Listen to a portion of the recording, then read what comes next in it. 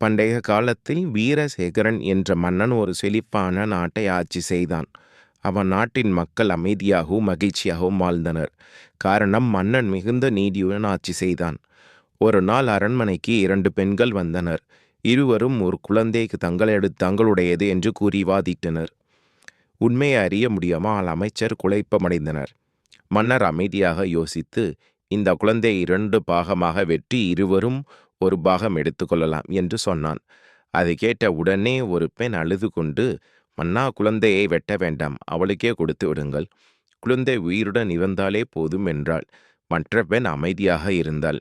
அப்போது மன்னன் சிரித்து, உண்மையான தாய் குழந்தையின் உயிரை காப்பாற்ற நினைப்பார். இந்த குழந்தை அழுத பெண்ணுக்கே சொந்தம் என்று தீர்ப்பளித்தான்.